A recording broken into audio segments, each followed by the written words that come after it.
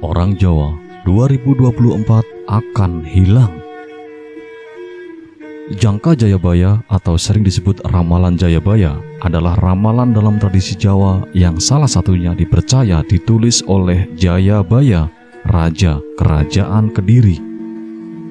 Raja Jayabaya, pemimpin Kerajaan Kediri yang berjaya pada tahun 1135 hingga 1157.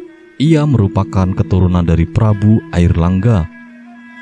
Jayabaya dikenal sebagai sosok yang kerap kali membuat prediksi masa depan. Terdapat salah satu ramalan Jayabaya yang menerawang tentang kejadian yang bisa benar terjadi di masa depan. Salah satu ramalan tentang masa depan dari para orang Jawa yang belum terjadi hingga saat ini adalah Wong Jowo kari separuh, atau juga bisa diartikan sebagai orang Jawa tinggal setengah. Secara harfiah, populasi orang Jawa memang bisa saja berkurang akibat berbagai macam faktor yang ada di muka bumi ini. Jika mengikuti kata ramalan, penduduk asli akan tergeser hingga akan tinggal separuhnya. Ternyata, bisa jadi ramalan itu bukan hanya melihat kuantitas manusia Jawa, melainkan melihat kualitasnya. Sementara itu, seorang ahli spiritual yang akrab dipanggil Gus Rofik ungkap maksud dan fakta dari ramalan Jayabaya yang berbunyi Wong Jowo kari separuh, Cino Londo kari sajodo. Iya, pada suatu saat nanti, kalau kita tidak hati-hati, ya orang Jawa ini akan tinggal separuh. Manusia kan ada unsur dohir batinnya. Iya, ketika orang Jawa atau orang Nusantara ini nanti unsur dohirnya akan menguat, makanya dia hanya tinggal separuh, ujar Gus Rofik. Yang dimaksud unsur dohiriah ini adalah karena orang Nusantara banyak tergantung pada teknologi, dan unsur dohir itu berhubungan dengan raga dan akal. Jelas Gus Rofik. Gus Rofik juga menjelaskan kalau di saat kita nanti terjebak oleh unsur dohiriah ini, Wong Londo sudah mencuri ilmu dari orang-orang Nusantara ini. Mereka, Wong Londo, masih satu jodoh. Dohir batin mereka mulai mengolah seperti itu. Jadi itu kalau kita tidak hati-hati, ya itu akan terjadi. Tapi kita kembali lagi, itu adalah ramalan. Ramalan itu bisa menjadi satu petuah yang harus kita hati-hati supaya tidak terjadi. Atau memang ramalan itu bakal terjadi nanti, ungkap Gus Rofik. Jadi Wong Jowo kari separuh itu hilang separuh.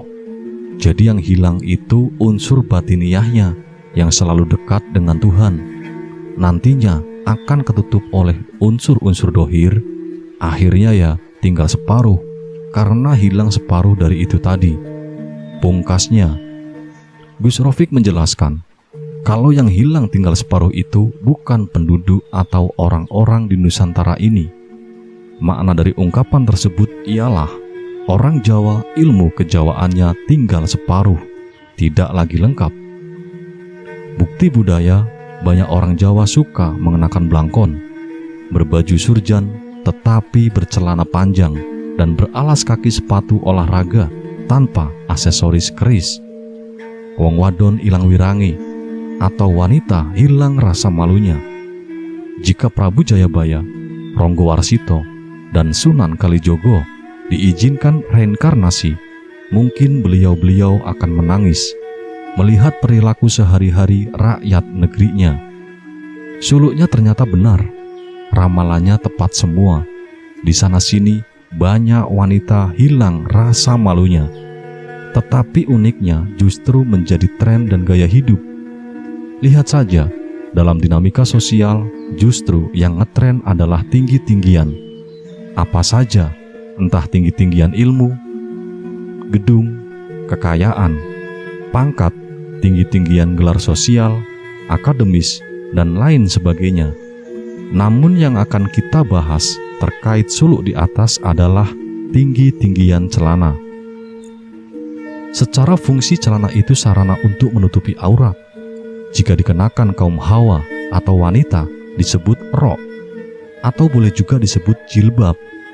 apa yang bakal terjadi jika aurat yang wajib ditutup rapat justru ditinggi-tinggikan, dijadikan tontonan layaknya obral barang dagangan. Ketika aib rumah tangga yang harusnya disembunyikan justru menjadi konsumsi publik, dijadikan program acara yang menarik di media sosial dan elektronik.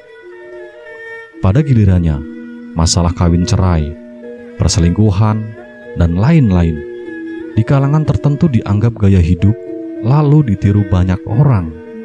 Ketika lari kembali ke ulama agama, mungkin hanya pura-pura saja. Bunyi zikir atau wirid yang afdol bagi mereka adalah Masya Allah, Masya Allah, sambil Pak Kiai bingung, geleng-geleng kepala mengintip aurat santri-santrinya. Mungkin maknanya bahwa umat Indonesia telah tergoncang. Apa karena tak ada suri tauladan pemimpinnya? Iman manusia mulai bergoyang. Adakah zaman kolobendu memang sudah tiba? Banyak pula orang Jawa yang tidak bisa membedakan antara kerata basa atau jarwo dosok, wangsalan, paribasan, dan falsafah. Filosofi angka dalam bahasa Jawa sebenarnya jarwo dosok atau yang lazim disebut kerata basa. Tetapi karena ilmu kejawanya tinggal separuh, maka disebutlah itu filosofi angka. Suatu contoh penyebutan angka 11 atau 11, rolas sampai songolas, menggambarkan bahwa anak pada usia tersebut sudah mulai mengenal welas atau kasih sayang, cinta lawan jenis.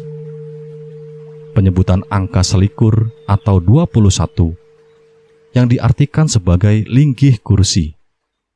Usia selikur dianggap bahwa seumuran itu manusia sudah punya kedudukan atau pekerjaan. Berikut penyebutan angka selawe atau 25 diartikan sebagai seneng lanang wedok. Maknanya, insan umur selawe saatnya berjodoh. Berikutnya penyebutan angka 50 atau 50 yang diartikan seneng nganggo iket. Maknanya suka mengenakan tutup kepala untuk keperluan beribadah. Dan penyebutan yang terakhir angka sewidak atau 60 yang diartikan sejatine wis wayahe tindak.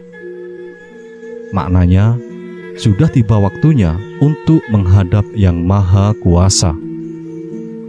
Contoh lain, kuping kaku tur jepiping, kerikil keri ning sikil, tandur tandangi mundur, guru digugu lan ditiru, garwo sigaraning nyowo, dan masih banyak lagi yang lain. Karena ilmu kejawennya tinggal separuh, maka jarwo dosok dianggap ajaran filsafat.